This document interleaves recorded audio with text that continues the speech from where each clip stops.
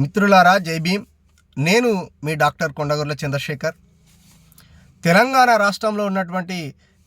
రాష్ట్రంలోని ఉన్నత విద్యాశాఖ పరిధిలో ఉన్నటువంటి 132 ప్రభుత్వ డిగ్రీ కళాశాలలో పనిచేస్తున్నటువంటి గెస్ట్ లెక్చరర్లకు గత 5 నెలల నుంచి వేతనాలు అనేటివి రావడం లేదు. మరి అందులో పనిచేస్తున్నటువంటి అధికారులకు ప్రతి నెల 1వ తారీఖు వేతనాలు వస్తున్నాయి. అందులో ఆ శాఖకు పరిపాలిస్తున్నటువంటి కమిషనర్ కావచ్చు, ప్రిన్సిపల్ సెక్రటరీ కావచ్చు, ముఖ్యమంత్రి కావచ్చు, ప్రతి నెల 1వ తారీఖున వేతనాలు అనేటివి తీసుకుంటా ఉన్నారు.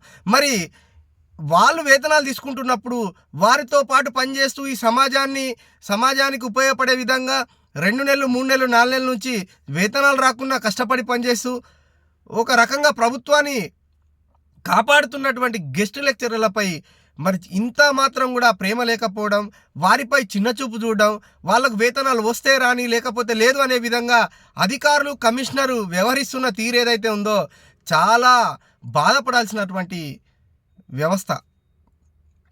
ఎందుకంటే లక్షల రూపాయలు వాళ్ళు వేతనాలు తీసుకుంటున్నారు. వీళ్ళకి రావాల్సినటువంటి కేవలం 28,000 వేతనం. అది కూడా ప్రతి నెల ఫుల్ జీతం అనేటి వచ్చేటువంటి పరిస్థితి లేదు.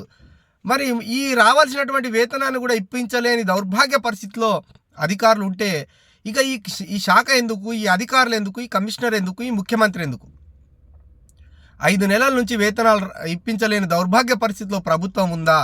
మరి ఏదో ఈ రాష్ట్రాన్ని అభివృద్ధి చేసినాం, డెవలప్ చేసినాం, సంబరాలు చేసుకుంటామని చెప్పేసి 100 కోట్ల రూపాయలు అధ్వానంగా తగలబెడతా ఉన్నారు కదా ప్రచారాలకు, ఆర్భాటాలకు.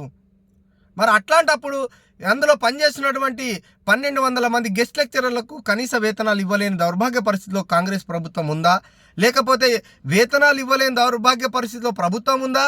లేకపోతే వాళ్ళకు వేతనాలు ఇప్పించాలి అనే సోయి లేకుండా ఉన్నత విద్యాశాఖ అధికారులు ఉన్నారా అని చెప్పేసి నేను సూటిగా ప్రశ్నిస్తూ ఉన్నా.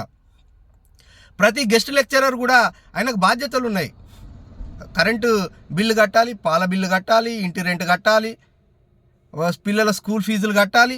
ఇట్లా అనేక బాధ్యతలు. మీకు ఏదో రకంగా మీ జీవితంలో ఏ రకంగా మీరు ఫీజులు చెల్లిస్తూ ఉన్నారో, రెంట్లు కడతా ఉన్నారో అదే రకంగా ప్రతి గెస్ట్ లెక్చరర్ కూడా కడతాడు. మరి అటువంటి వాళ్ళకు కూడా నెలకోసారి, కనీసం 2 నెలలకోసారి అప్పుడు ఎందుకు అని చెప్పి నేను అడుగుతా ఉన్నా.